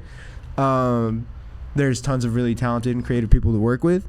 Like, but it's a different attitude about it. Like, being the hot artist in New York, like, there isn't a scene to conquer as much. There are still people who move to New York trying to create the same thing that you read about in Meet Me in the Bathroom. Yeah. And, like, or, like, you know, that like Nick and Nora's Infinite playlist or whatever. Like, you know, they're like, oh, I'm playing at, like, insert bar, like, you know, Arlene's Grocery or whatever. And it's, like, this cool, like, New York thing. Like, I'm from Queens. Right, which is where I stayed the only time I've been in New York. By the way, where in Queens did you stay? I don't know. Okay, in Queens, at Airbnb. The Queens, like general, Queens is a big place by itself. By the way, like the one thing I tell people about New York is that like Queens is bigger than Philadelphia, population wise, size wise. That's crazy. So it's like when you just take that in, you recognize that like New York is so big, right? Like, yeah. And each of these areas has a distinct kind of like attitude about it, right? But even within those areas, it's not all the same. But when I talk about Queens, it's a little bit of a generalization because there's very different pockets of Queens, right? Yeah. Like the Queens that I'm from is not the same Queens that like 50 Cent is from. Right? I was it's called Jamaica as well. Okay, you're in Jamaica. Yeah. So that's the other side of Queens. I just remembered that. That's by like JFK Airport. It's like the east side. I live by LaGuardia Airport. Gotcha. In Astoria. It was a little bit closer to Manhattan. And so like Queens is a little bit more, I don't want to say like forgotten, but it's kind of like a little bit off the beaten path and a little bit like doing its own thing, but in a, not in like a, hey, look at us. Like there's no like, nobody's angry about that in Queens. Queens is kind of like designed to be like that, like a chill, like more like kind of like, look, we're doing things our way. It's cool. You guys can argue about who has the best borough. You guys can argue about who makes the best bacon, egg, and cheese. We don't really give a fuck. Yeah. Like, and that's like, you know, the Bronx is like a little bit more like in your face. That's where I work, so I spend a lot of time in the Bronx too. But it's like a little bit more like in your face. Brooklyn has like very wide ranges of what your experience is gonna be. You've got like the gentrifier Brooklyn, the Williamsburg. You got like the really artsy like gentrifier part, like the Bushwick part. And then you've got like, you know, these pockets that are totally different from that. You've got weird places like Coney Island. Like it's a very like diverse borough in itself. And then Manhattan is like what people would call the big city. You know, you picture that. I mean, it's got Harlem, like the Lower East Side, and all these like things that are like pockets of like, you know, different cultures. But so you just went north to south, right? So you just went. I jumped all over the place, to be honest. Correct me on this. My thinking is like, so Queens like is pretty north, right? It's east. Or east, I guess. It's east of Manhattan. Other way. And then you're going into the city. Yeah. It's like the Bronx, right? So the Bronx is north of Manhattan. Okay. For the most part. It's kind of like, they kind of like. So it's not a row. It's just like, yeah. So the Bronx is up here. The Bronx is actually a part of the continental United States. Gotcha. That's the only part of New York City that is. So like Manhattan is an island of itself. It's like this, like a little sliver like this. Then there's an island called Long Island, and on that island, which is where my dad's from. Yeah, so my dad's from Manhasset. Okay, word. Yeah, so that's east of like Queens and Brooklyn, but Queens and Brooklyn are on the geographic landmass of Long Island, but because they're in the radius of the city, they're considered the city. And then if you go out east, that's like Long Island, and then that's what people call Long Island, like colloquially, but it's like suburbs, you know. And then if you go out really far, you get to like the Hamptons and like Montauk and like beaches and shit like that. But yeah, so like Queens and Brooklyn are on top of each other like this. Queens is here, Brooklyn's here. Gotcha. And they're both like just right east of Manhattan, so they're all very close to each other. Does that make sense? Yeah, no, it does. Do you? This popped in my head. What you think? And this is interesting thing. At least from my perception, I feel like there's a ton of outsiders from other places that moved to New York, of course, right? Yeah, for sure. Very similarly to LA. Where I'm from in the Bay Area, there's certainly not an influx of people moving there right now. Interesting. And it's like San Francisco shrunk in population for the first time ever a couple of years ago, or not ever, but like in the last like whatever years. Yeah, for sure. A long time. It's not really growing. And that like hasn't happened for a long time, and because of that, it also coupled with like the Bay Area being truly like way more of a tech place than it is an art place. Yeah. I mean, not that there's no art there, but great artists there. Shout out to Chris Yu. Do you know Chris Yu? He's a rapper from the Bay Area. He's awesome. I'm gonna put you on. It's so rare that I don't. No, he's the man. Yeah, put me on. That's fucking sick. Yeah. But yeah, so like it being that kind of place, there is a very, very specific culture of a lot of people who really care about art, that really give a fuck about art in the Bay. Like they care about like the localized scenes. I can tell from people that I meet from the Bay. I was hanging out with that guy Chris Yu and then Jody from AG Club. Yeah. And the two of them are friends. Shout out Jody. And I was there, like the New Yorker. It was us three. They spent 5 hours talking about Bay Area rap artists that I've never heard of, and I listen to a lot of music. Do you know where Chris Yu's from? Yeah. Is he from any of them? I think like San Jose-ish. Oh, okay, sick. So Mario's from San Jose. Cool. And then I'm from Concord, which is 10 minutes east of where the AG Club guys are from. Got you. So, but bro, they were rattling off these artists, showing me stuff that I've never heard, but I saved a bunch of it. It was really cool. God, I wish I was in that room. I wonder what they put you on to, bro. But I can tell that people in the Bay very much like value their culture and their art, and it's really cool. And it does kind of remind me of New York in that sense. That's kind of what I was There's a little bit of protectiveness of it. Yes. I guess it's different where like you said, I guess not a lot of people are moving to the Bay for the purpose of making music. Yeah. Some people move to New York for the purpose of making music. What I was saying about Queens before is that because we're kind of like doing our own thing, my approach to the New York scene has always kind of been more like I'm doing my own thing, you know? So like when I say that, it's like I don't worry too much about like my status in like a part of the community or like a thing.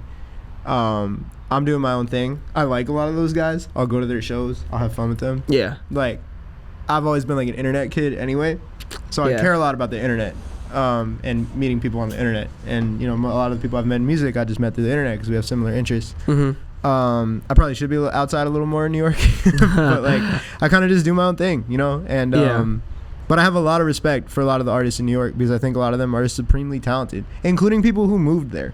You know, I'm never gonna be like a gatekeeper in that sense unless I think you're whack, and then I'm only really gatekeeping you because I think you're whack, or because you maybe have like ideas about what New York is like, and then rather than when you see the real New York, you react angrily about it rather than being like, cool, this is the thing.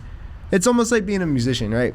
Like being a musician, there were a lot of things I expected. When I started becoming a musician, I realized that a lot of the things I expected were maybe not exactly what they look like. Yeah. It's like expectations versus reality. Yeah, and you have two choices when you're in that situation. You can be like, I actually don't want this, or you can be like, I want this so bad that the way that it's a little different, I'm going to accept.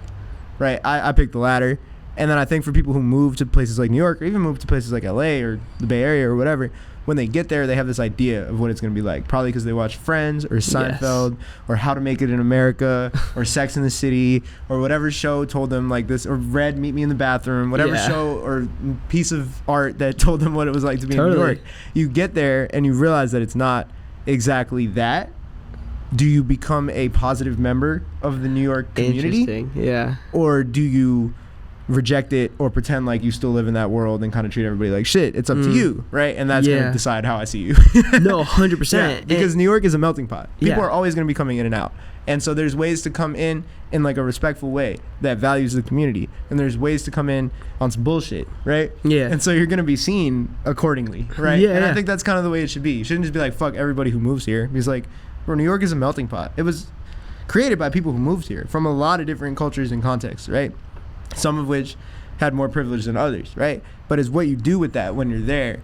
And I think a lot of people kind of have a blanket like, fuck everybody who moves here, but then they need to look like 1 or 2 generations back for like their family. You moved here, brother. Yeah. So it's like I always say that I have the lyric on a song that was kind of like is it because like, you know, I still see like a lot of negative sides of like gentrification, like living in Astoria. Of like, course, yeah. My street when I was a kid, there was like one big kind of shitty apartment building and then a bunch of houses, and across the street from my house is like 3 apartment buildings that used to not be there. And so it's like every time I think about getting mad at people who move into those apartment buildings, I think about the fact that my neighbors, right? Yeah. Who have been there since the fucking 20s. I'm sure you guys love probably looked at my parents when they moved there and were like, who the fuck are you guys? You know? So it's like you have to always kind of just take people as they are, not just like immediately judge them. I think that's just my approach to things. 100%, bro. Yes. That is, first of all, I love how fucking passionate you are about New York. It's so cool. Yeah, I mean, it's where I'm from, you know, it's everything I know. I love New York. New York is an amazing place. I want to show that in my music, and not just like the meet me in the bathroom side of it. I want to show the Queens side of it, you know. Yeah, like it's cool, man. It's a different place. You know? Totally. And I think especially you see it a little bit in like the first project that I'm dropping, like the Gut Punch. You see it a little bit in that.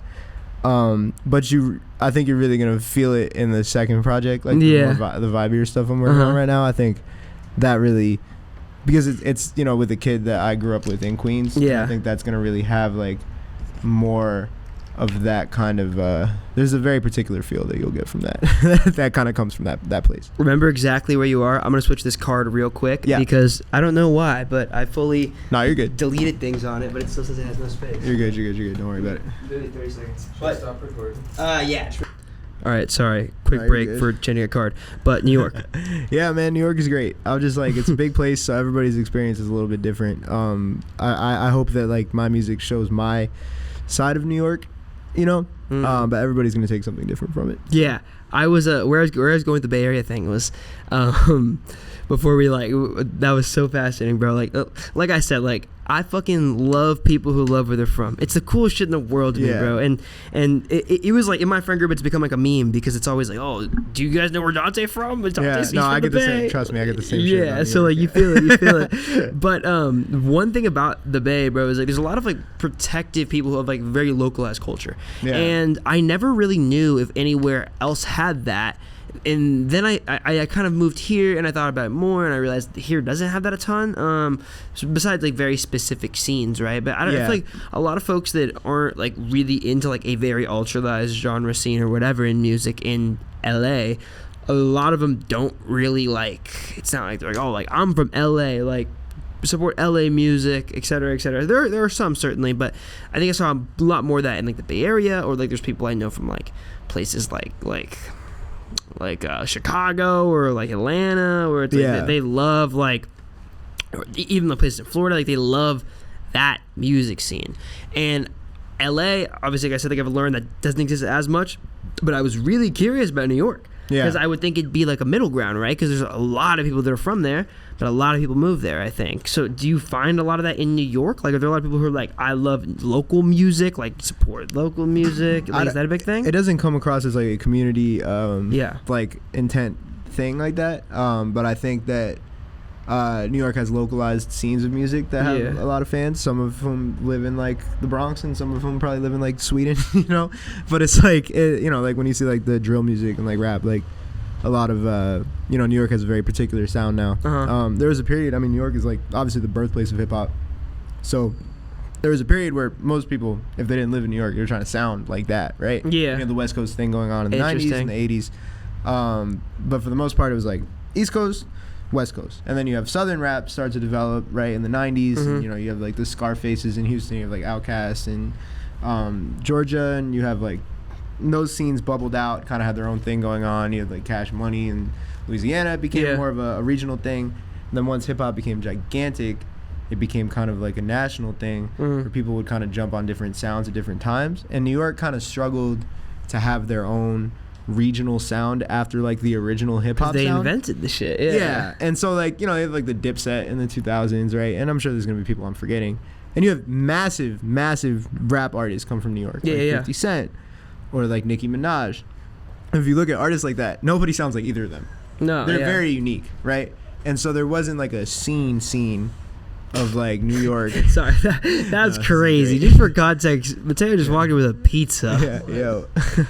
I thought yo, this is crazy. I'm good, I think. Thank you. Are we going podcast czar or what? Yeah, I respect it. I just gotta do it for the culture at this point, bro. That's hard. just to say it happened. I wasn't like, I feel like New York never really had that. And then you had Bobby Shmurda have one huge song, then he went to jail, and obviously like you would have this like bad luck kind of like string of artists in New York who would have something happen, and then or you have like Tekashi 6ix9ine, who like love him or hate him was a very big rap artist at one point, right? And then all that shit happened. But you would have these artists, and they would kind of struggle to have like a specific scene, right? And then you have Pop Smoke, who was going to be a superstar, and then was tragically like had his life cut short. And it wasn't until like the recent New York drill scene, which then you could say like you have Ice Spice kind of in the front, but there's artists like 41, like Kyle Rich, Jen Carter, who are like more, who are gonna get their shot in the limelight and are making music that people are connecting with in New York. It sounds very uniquely New York, and then at the same time, people are loving it from the outside and becoming fascinated with New York as a concept. The same way that people are fascinated with Chicago rap or LA rap or Atlanta rap, even when they're not necessarily from there, but those communities always had like a very like well knit thing going on at home at the same time. So I think this is the first time that New York has had that in a minute. That's so sick. So it's cool, but I don't think there's as much of like a culture of being like, at least not in like the circles that I'm in, and I could be wrong, but it's like just being like, oh, like support local acts, support New York acts. Like I don't think people, I think it's probably similar to what you're describing in LA, where like people don't really ask the question, are you from here, as much. Some people do, but I don't think like the institutions do, and I don't think there's like huge movements to go to like certain people's shows because they're from New York versus like because they're in the New York scene, Gotcha. Yeah. That's a really, really cool perspective. I think like I think about it too from the outside, and there's so many people like New York feels like correct me if I'm wrong here too, but like I think LA certainly feels like bigger in general, right? I mean, I would say like geographically. Well, yeah, geographically, for of sure. course, but then like also just like the amount of people doing it. I would doing say. Music? Yeah, I think so. There's a lot of people doing music in New York, but there's also just a lot more people not doing music than there are. That's what I meant by the percentage of New Yorkers making music versus the percentage of LA people making music is way more in favor of LA, right? There's just more people in New York. So there's also a lot of musicians in New York. There's just like a smaller percentage of the scene. Do you get what I'm saying? Yeah, totally. Yeah. Are there like a lot of like scene wise, right? Yeah. Do you see like a bunch of just like localized sounds pop up really? Like I think so, depending on, because I feel like right now, I don't know, like I think like my favorite artist out of New York, like you're definitely one of my favorite artists out of New York. Like Bryce Bishop, I love. And my guy. Super sick. Oh, you know Bryce? Yeah. I'm like a huge fan of him. Awesome. Yeah. And then like Life of Tom, I'm a huge fan of. Like a lot of artists like that. Like it seems like people are doing different shit, but it's almost like I always wonder. It's like, does it feel like LA where there is not a lot of like an LA sound or whatever, unless you're like very localized genres that we're talking about a long time ago? Yeah. Like, does it feel more like that, or does it feel I think like it's pretty sounds come similar. up? Yeah. I think there are localized scenes. Like there's like a hyperpop scene in Brooklyn. And then there's artists who are like kind of like friends with all those people, but they're not like, their music doesn't sound similar to each other. They're just like friends, which I think is really cool. Yeah. Honestly. Like I think you see that with like some really dope artists like Bryce Bishop, and you have like Juliet Ivy. Like they're friends. Their music sounds nothing like each other, right? But they make really cool music, and that's cool. I think that's like the benefit of living in a big city, is that you can get stuff like that, And then obviously, like the artists you named are just like super wide in their range, right? Like you have like Life of Tom, Bryce Bishop, not a lot of overlap musically there. No. Both very talented, both in New York, probably meet a lot of the same people. But kind of just like make cool music, and I think that there are some like localized scenes. There's a really cool like I'm not great at naming like electronic genres. Yeah. I think some people probably call it jungle. There's a really cool scene with like Days God, Swami Sound, Wev. They throw really cool shows in Brooklyn, and honestly like worldwide. They're in like Japan throwing shows. And like I don't know that much about that music, but I show up and I have a great time, so I have nothing but positive things to say. And then you got like the rap stuff, like the drill stuff that I was talking about. You have indie rock. I don't know if indie rock is like the right word, but you have like indie rock stuff, like artists like Richie Quake or like Middle Part, who make really cool rock music. And have like a cool modern take on that. Anna Shoemaker also. And that's like a scene. Those guys are all friends, right? And they work together. There's cool pockets of like music that exist in that way, and you might see the same people at some of the shows. Yeah. but like they make totally different stuff. I would say Just End too. Just End, amazing artist. So fire. Yeah. My roommate produced one of his songs. Which one? Monet. Oh, there's a song about my love. Yeah, hell yeah. The guy that I'm doing my project with, he produces a lot of the Justin songs. Sick. Yeah. I love Justin's stuff. He's super dope. He's great. Justin is the man. To have cool artists like that in New York, you know, like we all hang out. Our music doesn't really sound that similar, right? But it's like we just have the same focus of making cool art, living in New York, being inspired by New York in some way, shape, or form, all being in close proximity to each other.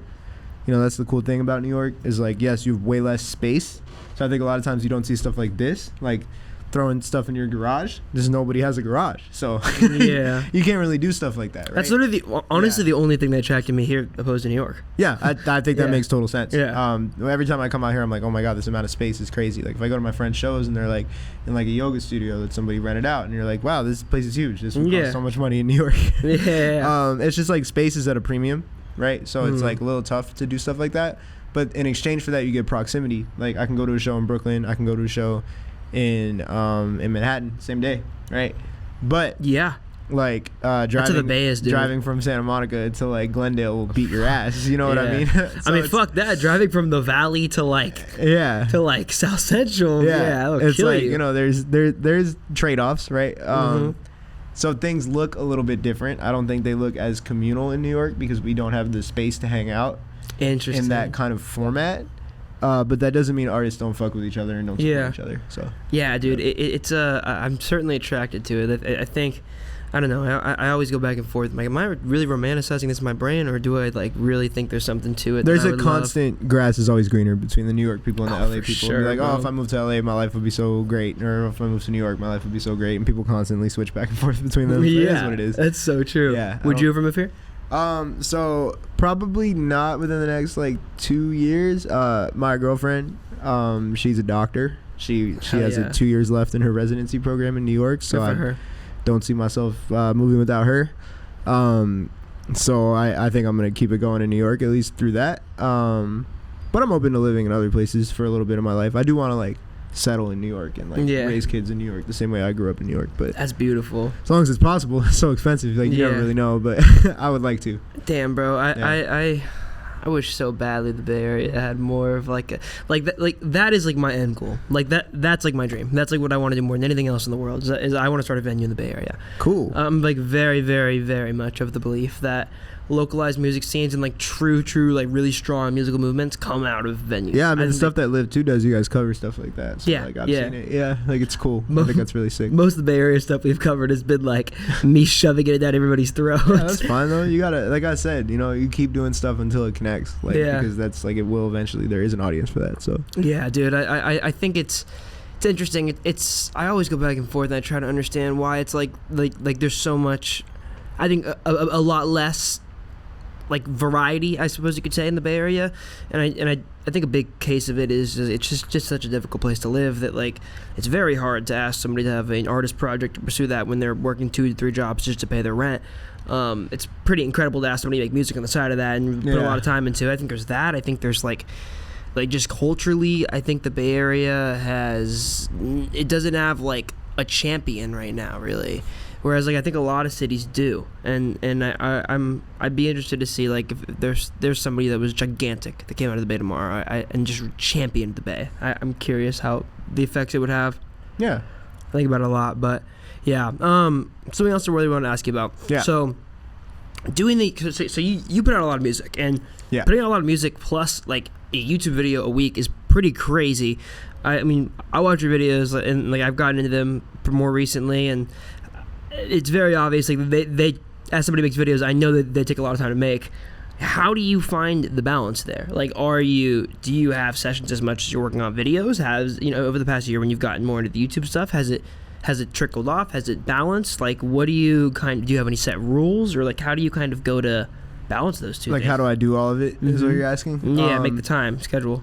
I mean, thankfully, I have a pretty big backlog of music, so I kind of am blessed to like be able to just kind of create when ideas come to me. Yeah. I make time to do sessions, once, twice, 3 times a week in New York, but at the same time, like I'm constantly working on YouTube stuff. One thing that makes it easier is I do a lot of my YouTube work at my job. Shh, don't tell my employer. I do a lot of the editing and the scripting and stuff like while I'm at work, so that gives me time to do music when I leave. I try not to do too much YouTube stuff outside of that, unless it's like actually filming the video, which doesn't take longer than like an hour usually. So yeah, I think that helps me balance it. Yeah, I think that's kind of the key to it all. I mean, I just committed to doing one video a week. What made you commit to it? Like, I just figured if I was gonna do it, like I should really do it. So I was like, if I do one video a week for a year, then I can see where I'm at. And things have done. It seems like recently you've had some stuff do really well. Yeah, I think I just kind of started to figure out what people want to see. And I'm gonna balance that with what I want to make. Yeah. So it's like, you know, it's a learning experience. Like I've noticed a lot of, like, I didn't come in when it comes to music. I know too much about the algorithms and the way things work and what this number means and whatever. I didn't know anything about YouTube, which I actually think was a plus because I was like, I'm just gonna make shit and post it. I'm not gonna care about like X, Y, or Z, but they have some really fascinating analytics too. So now that I can look at them, I can kind of start to understand like what people want. And or at least maybe the better thing is like what I'm doing that stands out, or like what I'm doing that is connecting better, and just kind of learn how to, like, you know, work that into what I'm doing. But it's a lot of fun. I don't have a shortage of stuff to like want to talk about for a while. Talking about stuff. So I think we were talking about it before we started rolling, but I think like the video essay format is the most important thing about it is just being like incredibly hourly passionate and like really give a fuck. You could make me watch, bro. I that was one of the things that made me realize like how powerful YouTube was. Like I'd be watching these like downfalls of people that I've genuinely never heard of. Yeah. And I would be sucked into it. You know, Patrick CC, like, no way, bro. Yeah. Patrick CC was definitely like one of the people I would watch a lot. Patrick CC makes me like take concepts and people that I don't give a fuck about, and like he talked about them like, oh, now they're the most interesting person in the world. Yeah. It's all storytelling. You know, you can tell a good story about anything. That's what I realized too. Like, you know, with my like favorite artist thing that I do, it's like I just pick artists that I like, artists that inspire me usually, and then they tend to be artists that also inspire a lot of other people. So it's like it makes it easy for me to like spin a narrative about like, you know, what their art means and how they do it and stuff like that. And it's been cool. Like I get like it's really shocked me like who sees those videos even when they don't have that many views. Like people like family members of some of the artists I've covered have reached out to me, like like more than once. A&Rs from the labels they work at, like people like that, you know, like they've hit me up or followed me or something or sent me a message, and like it's pretty cool. Like, but I guess it makes sense. If someone made a 30-minute video about me, I'd watch that shit too, you know? Oh, hell yeah. It kind of makes sense that people would eventually see it. But I was in the video essay game like 3-4 years ago, and I did a good amount of them. I did one Oliver Tree one that really blew up, did like over 50,000 views. Nice. That one was like it's so weird, bro, because like I had planned, I was like, I'm like pivoting after this, and then I made that one, it did really well, and now like sometimes I do go back in my head, bro, and I'm like, what if I just like started trying to do it again? But I'm just doing so many other things now, and like do what inspires you. Like, don't worry about doing it just because it did well or whatever. But it's no, you're totally right. But it is definitely difficult to think about. It's of course, dude. It's not easy. But I did really enjoy it. But it's such a different infrastructure and like kind of brain, I think too. It's like I was like it just, I don't know how much it catered to what I wanted to build. Like, and I look back at it now, and I think now I know how I'd wrap it in to like be catered more so to what I want to build. But it's just like that is like being a YouTuber. Like, if you're making video essays, you're being a YouTuber. Like, you're doing a lot, dude. Especially if you're editing, shooting, writing, scripting, and voicing everything. It's like you are doing a lot of work. Yeah, it was fun. I like doing it though. So it's okay. No, it's kind of been how I rationalize it. Yeah, I guess that's like where everything begins, starts, right? It's like, do you enjoy it? Do you not? Yeah. But yeah, like watching your video essays and then just like overall like listening to your music and getting into you as a person, like definitely makes sense to me how you say like you were raised by the internet in a way. I think there's a lot of similarities I see in the way that you're fascinated by certain aspects of music, and very similar to me. I started Above the Bridge in a movie theater when I was 16, and I was a busser, so I would just go, and when I was bussing the movie theaters, I would listen to music and I would write about whatever random record I found on Reddit or Discord or TeamSpeak that I was like obsessed with at the time. And that was like where it started. It was very much like from the internet, and it's weird. Like, do you find like, because like, you know, you were saying how you were very much like an internet catered person and kind of grew up with the internet very fundamentally. did that become strange when, you know, suddenly all of that's real and you're playing these shows and you're trying to find a way to like meld or like, you know, like combine the internet aspects of things as well as the touring and the live part of stuff? It always surprises me when I play shows and I see people in real life. You know, it's always an amazing experience. Like, even when I remember I did a show in New York, and when I do shows in New York, you know, it's a lot of my friends and my family and stuff. Like, that is what it is. But and I love the fact that they come to my shows. It's really cool. But like what was it? It was like someone came and was like, I found you on TikTok, and at this time I had like under 1,000 followers on TikTok, and I was like, you found me on TikTok? Bro, I feel like my TikTok is a flop. Someone came up to me at the gym once in Astoria and was like, yo, like, I found you on TikTok around the same time, and I was like, that's crazy, because I have like 600 followers. So it's like, it's reaching these people like hyper localized. So in a weird way, like the internet has become kind of localized in that sense. That's so interesting. So it's like really cool seeing that convert. Because at the end of the day, like, in-person stuff is what it's all about. The internet is great for finding people who have similar interests to you. Yeah. But also, like, living in a city, you're going to be around a lot of those people. So it's a good, like, first step. And then when you guys hang out in person, that's what really matters. Yeah, no, 100%. And then it's like, if it wraps into the internet shit, it's even like, there's all these connections. Yeah. It's super weird, bro. Like, I think what I did was so internet catered for so long. But then, like, when the interviews came into the picture and that became such a big part of what we were doing, it's like, it's like kind of an interview. It's like kind of an internet thing, I guess. But it's also like, I just was given this opportunity to meet so many cool people. And the first time we hung out was like having like a really fucking long, sick conversation. And it's like, it made it instantly feel real in a way that I think I value a lot, because I've made like really, really genuine friends. And our first interaction was like, we just interviewed each other, but then we just became close friends, because it's just like such a cool format to meet somebody. And, you know? Yeah, it's been the same for me. Like, meeting people, whether it's like photo shoots, making music with them, like, you know, doing interviews like this, like, you meet really cool people this way. Yeah, no, it's super sick. Like common interest, you know? Yeah, exactly, and that's where everything begins and ends. Yeah. All right, cool. Last thing I think I wanted to ask you. Yeah. If you had like one message that you could spread through your music when it was all said and done, when the Hadji Artist Project is wrapped or something happens, or, you know, what would that be? Be yourself. Be good to people. Be thoughtful. I think that pretty much covers it. Hell yeah. Yeah. Be thoughtful. Beautiful. Be thoughtful. You know, like, just be thoughtful about shit. Yeah. That's kind of what I'm all about. Fuck yeah, bro. Hell yeah, I love it. Hadji Gaviota, thank you very much, bro. Appreciate you. That was a lot of fun. Hell yeah, man. This is sick. This is super cool. I love like your outward passion about stuff. I take a lot from it. And thank you. It's really fucking sick. That it goes both ways, man. Thank you, brother. Cool, man. Thank you guys having me on. Yeah, like the outward passion you have for New York and really cool deep cut internet shit, and just like even in your YouTube videos, the way it comes across in the music is so sick. Yeah, thank you, man. Yeah, of course. But yeah, tell them where they could listen, or they could subscribe. That almost never happens. Tell them where they can follow you. On everything. On YouTube, I have a channel. It's just called Hadji, that I talk about stuff. And then I have a channel called Hadji Gaviota, where I post my music.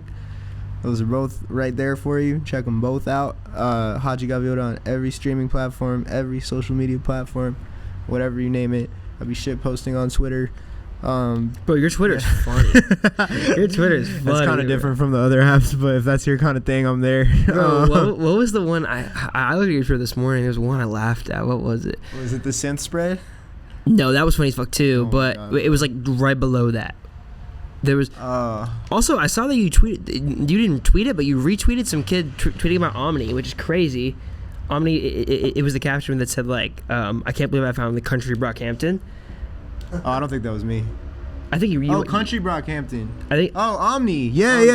Yo, they're fired. I interviewed those kids 3 years ago. Hell yeah, bro. They're sick. Yeah, I was like, Country Brockhampton. No, yeah. I thought you meant the country of Brockhampton. Oh, no. Country full of like white dudes who play Mad Champion or something. I was like, that's crazy. I'm not hip to that. Yeah. That's called Silver Lake, brother. Yeah, word. Yeah, no, they're sick. But, they're great. They're really cool. Yeah. Damn, I'm trying to remember what was the one I laughed at for how long this morning. I don't know. I'll think of it. Was it the Rex Orange County one? No, it was below that too. It was like right below that. I'll just be tweeting stupid I'll find shit, it. Bro. Anyway, all right. Thank you, bro. Word. Thanks for having me, for real. Appreciate you, man. Music matters.